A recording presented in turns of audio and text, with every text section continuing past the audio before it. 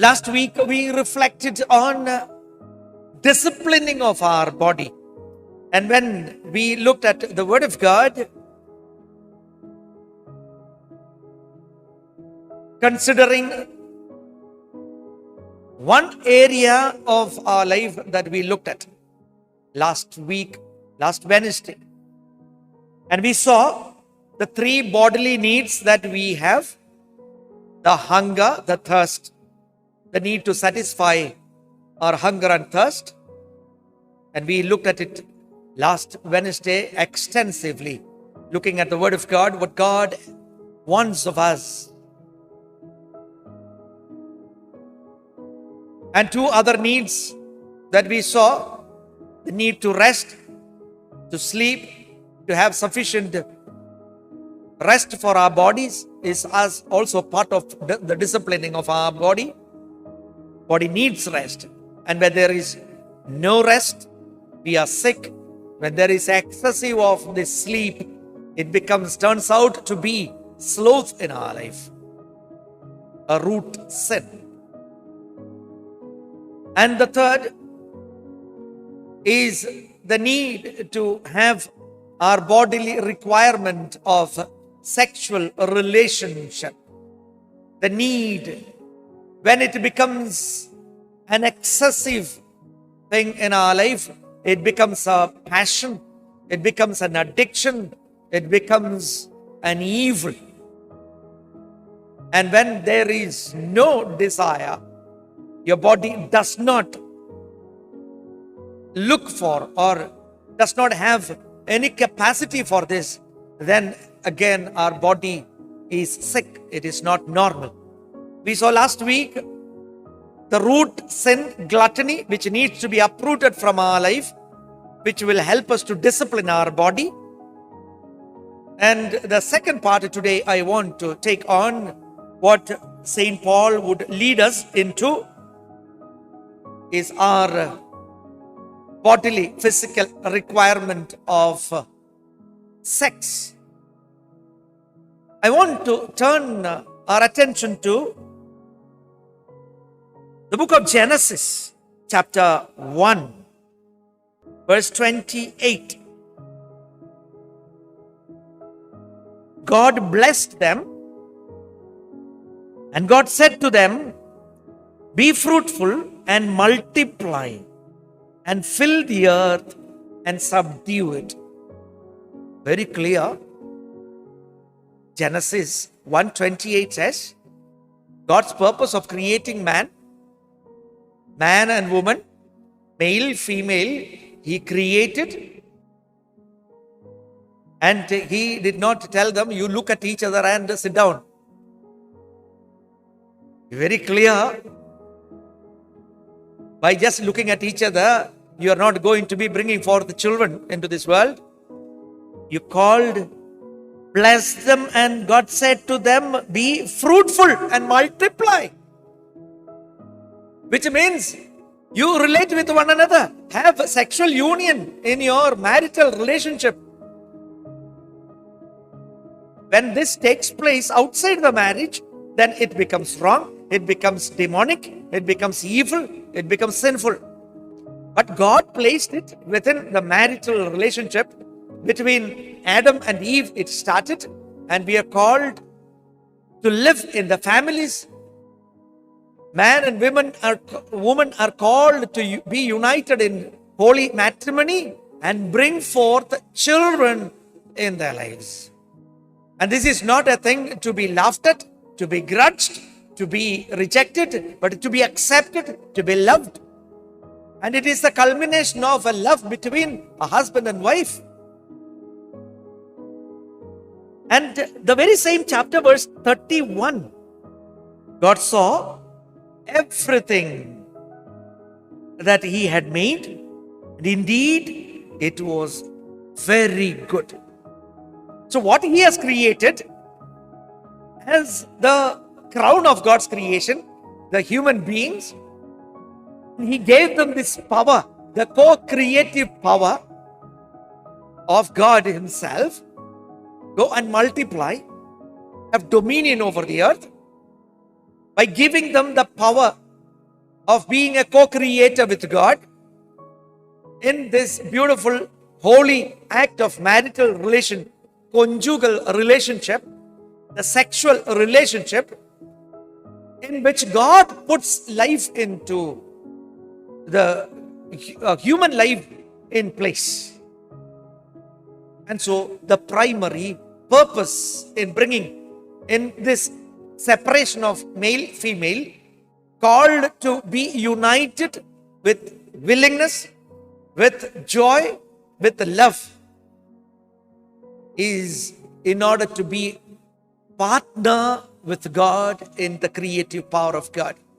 Hallelujah. Hallelujah. And so we need to rejoice at this great gift God has given to each of us. Now, if we reject this, or if we abuse this gift which God has given, then it is not the Spirit of God who will play within, but it is the works of the evil that will enter into. Sin enters into this life. Today, Satan is working hard at the families. The first thing the Satan is working today, the present day, the work of Satan is to destroy the family life, destroy the relationship between husband and wife, destroy the relationship between the family members, so that the children born are not of love but of lust. Love is not lust. Lust is not love. Lust is a root sin. It is an evil. But when this marital relationship takes place, this sexual relationship that takes place between husband and wife, it is the most holy and beautiful act which a man and woman would engage in. And Satan is targeting that very thing, turning out that into a lustful act, not a loving act, turning this only for the satisfaction of pleasure, which turns out to be unlawful, and makes human beings to enter into extramarital relationships, homosexual relationships, other physical contacts which are not holy because it is not within the marriage. And the very same act which is the most powerful and holy act within the marriage, Satan injects lust into it, makes it unholy. And so here, love becomes the centrality of sexuality. The central part of sexuality becomes love. If that happens without love, it becomes lust. That is where Satan enters in. And today, Satan has spread this whole lust into the entire world through the social media, into the pornographic sites, making the minds of human beings perverted, that he or she is not able to look at another human being with a proper eye.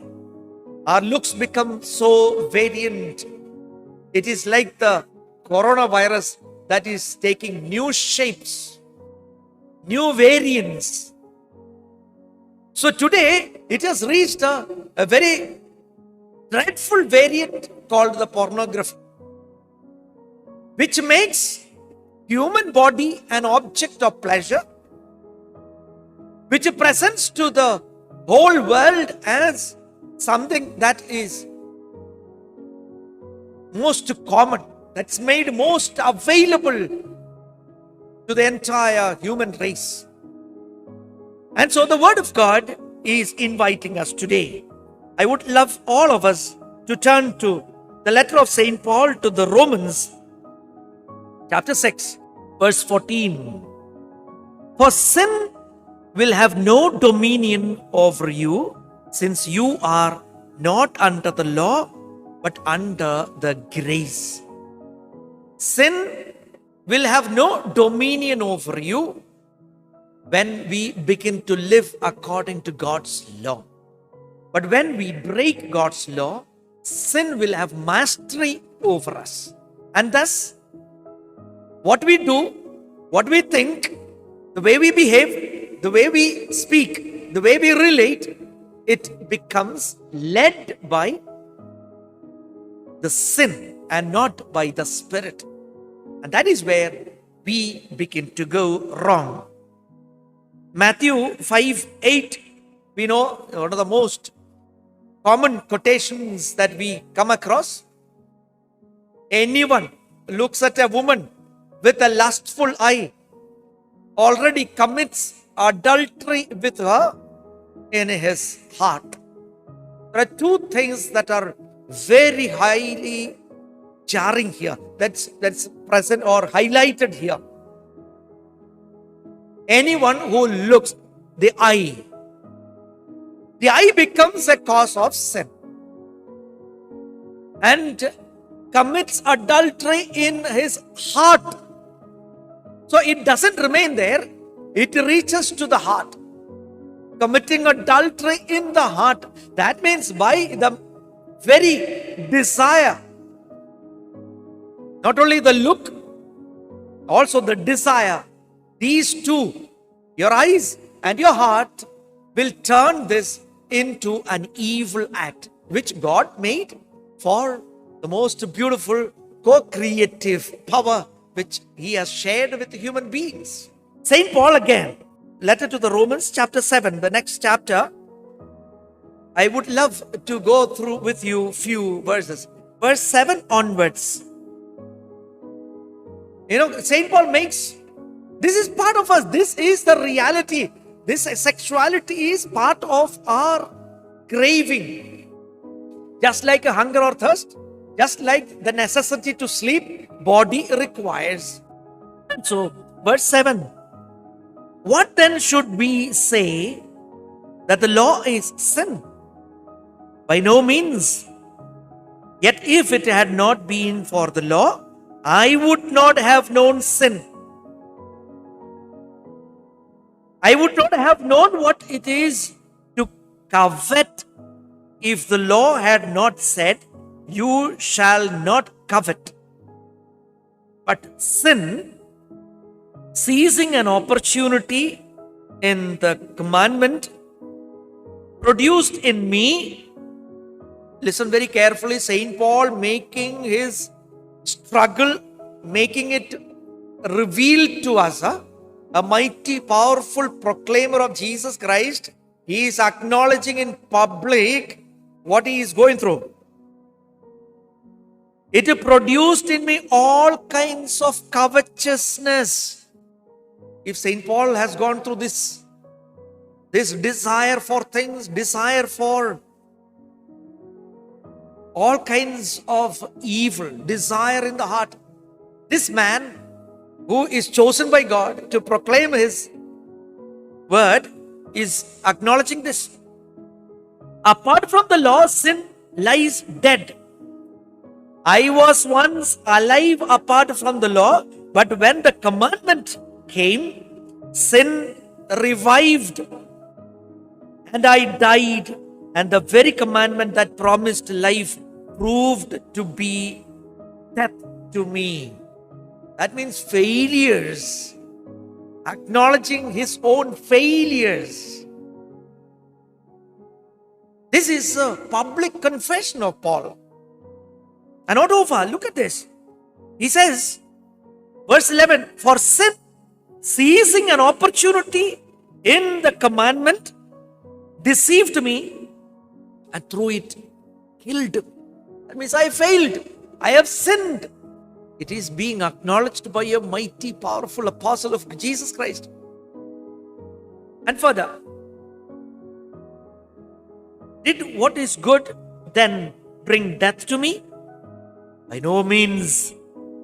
It was sin working death in me through what is good, in order that sin might be shown to be sin, and through the commandment might become sinful beyond measure. Look at verse 14. For we know that the law is spiritual. Jesus makes himself the very same to us in the church. He does not need to do it, but for the sake of uplifting every one of us, he has made himself to that we are the body of Jesus Christ, and Jesus Christ is our head. Romans 8:2. For the law of the Spirit of life in Christ Jesus has set you free from the law of sin and of death. This sin due to the flesh is being set free by the law, that is by the word of God. When we abide by God's word, we are being set free from this bondage of sin. 1 Corinthians chapter 6 verse 18 says, fornicators sins against the body itself. Here St. Paul is asking, run away from this. All the other sins, the word of God says, resist the devil and he will flee from you. But in this particular sin of the flesh, St. Paul says, it is not the resistance. Flee from this sin. Shun fornication. Shun or flee from sin. Another translation gives that. Run away, in short. If we are being tempted to be committing this particular sin of lust, run away from this. Temptation to fornication, adultery, or anything of that nature, of pornography, of masturbation, of homosexuality, any of these kind of sins that you're tempted by, don't try to resist because you will be too weak. Run away from there. Avoid the situation. That is what St. Paul is asking. Not once. Again, 2 Timothy chapter 2 verse 22. 2. 2 Timothy chapter 2 verse 22. It says, shun youthful passions. Run away from youthful passions. Pursue righteousness, faith, love, and peace along with those who call on the Lord from a pure heart. That means run away from anything that is impure. Turn to the Lord for help, lest you will fall, you will fail. Prophet Ezekiel chapter 16 verse 49, 48 onwards. As I live, says the Lord God, your sister Sodom and her daughters have not done as you and your daughters have done. This was the guilt of your sister Sodom. She and her daughter had pride, excess of food, and prosperous ease. Again, I am coming back to what I started with, the three things.